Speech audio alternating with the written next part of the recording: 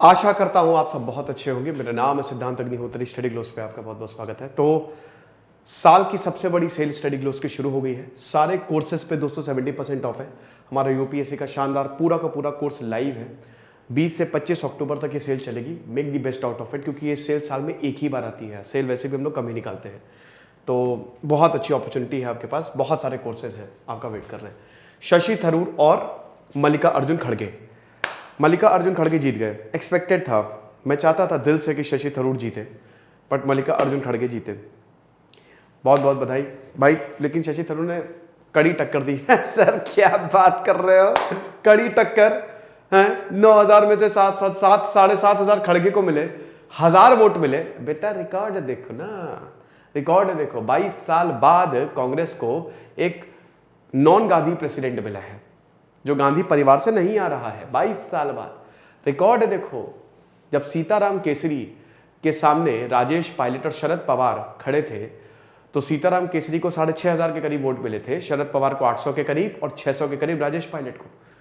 जब सन 2000 में जितेंद्र प्रसाद सोनिया गांधी के खिलाफ खड़े थे, तो सोनिया गांधी को 8,000 के ऊपर वोट मिले थे, वहीं जितेंद्र प्रसाद को खाली 94 वोट मिले थे। भैया इनको तो 1,072 वोट मिले हैं शशि थरूर को। तो 1,000 का आंकड़ा तो क्रॉस किया। और इन्होंने बोला कि बहुत खुश हूं, अच्छा हुआ, सब बढ़िया है। बोला क्या ही बता, खाना पूर्ति तो करनी पड़ती है। लेकिन मल्लिकार्जुन खड़गे जो हैं, उन्होंने इस पे बाजी मारी है। और मल्लिकार्जुन खड़गे जो हैं, उन्होंने तगड़ी बाजी मारी है। अब बात यह है कि मल्लिकार्जुन खड़गे हो गए हैं अध्यक्ष कांग्रेस का। क्या बदलेगा वो तो आगे देखेंगे हम। बट यहां पे दिक्कतें हैं। शशि थरूर बहुत बड़े लीडर थे। अमेरिका ने शशि थरूर को यूनाइटेड नेशंस का सेक्रेटरी जनरल बनने नहीं दिया था, क्योंकि उनको पता था ये आदमी आके वाट लगा देगा। ऐसे ही शायद कांग्रेस में भी देखने को मिला है। ये हमने देखा है कांग्रेस पार्टी का इतिहास अगर आप देखो, शशि थरूर उन लीडर्स में से एक थे, G23 का पार्ट थे, जिन्होंने चेंजेस होने चाहिए पार्टी में उसके खिलाफ, उसके ऊपर आवाज उठाई थी। शशि थरूर ने यह बोला था कि अगर कांग्रेस आती है, क्योंकि अभी अगर एवरेज लीडरशिप आप कांग्रेस की देखें तो 68 साल है, 68 ईयर्स, तो 50 साल के नीचे को तो कोई चांस ही नहीं है। तो शशि थरूर ने बोला कि मैं हर जगह इलेक्शन करवाऊंगा। अगर मैं अध्यक्ष बनता, मैं लोकल लेवल पे भी करवाऊंगा, मैं प्रोविंशियल लेवल पे भी करवाऊंगा, स्टेट लेवल पे भी करवाऊंगा, हर जगह इलेक्शन करवाऊंगा, ताकि मेरिटोक्रेसी बनी रहे। जो डिजर्व करता है वो सामने आए। तो ये दिक्कत थी। जो सीनियर लीडरशिप है भैया, वो आंख, अच्छा ठीक है, इतनी ताकत तुमको मिल गई ना, नो ऐसा नहीं होने देंगे। होता है, ये पॉलिटिक्स है भैया, राजनीति है ये।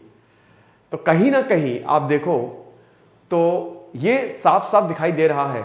और कुछ एक्सपर्ट्स का ये भी मानना है कि गांधी, देखिए अब जैसे खड़गे जो है, he was a loyalist of Gandhi परिवार। सोनिया गांधी, राजीव गांधी, इन सबके साथ रहे पिछले 40 सालों से, 30 सालों से ये लगातार साथ हैं।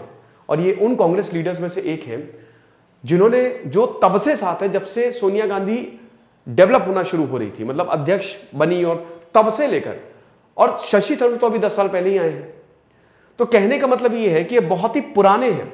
अब डेफिनेटली कांग्रेस इतने पुराने को तो नहीं छोड़ेगी, तो इसीलिए वोट जो है वो मल्लिकार्जुन खड़गे को भर भर के मिले।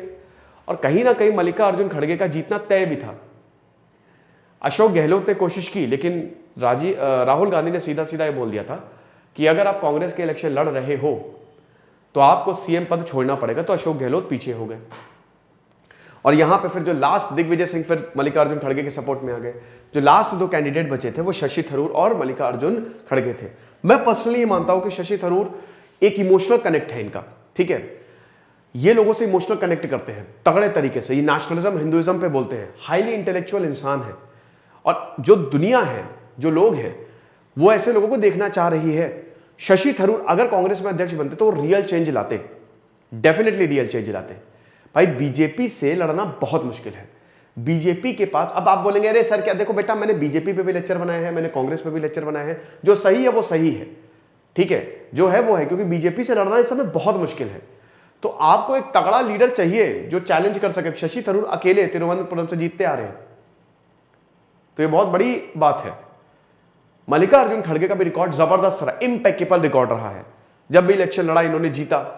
साउथ इंडिया से आते हैं, लेकिन हमको ये नहीं भूलना चाहिए कि एक ऐसा लीडर जैसे शशि थरूर जो है वो साउथ को भी अपील करते हैं, नॉर्थ को भी अपील करते हैं। मल्लिकार्जुन खड़गे की इतनी ज्यादा अपील नहीं है। कहीं ना कहीं शायद अभी भी हैंड तो है, पर देखिए जो हुआ आपके सामने है।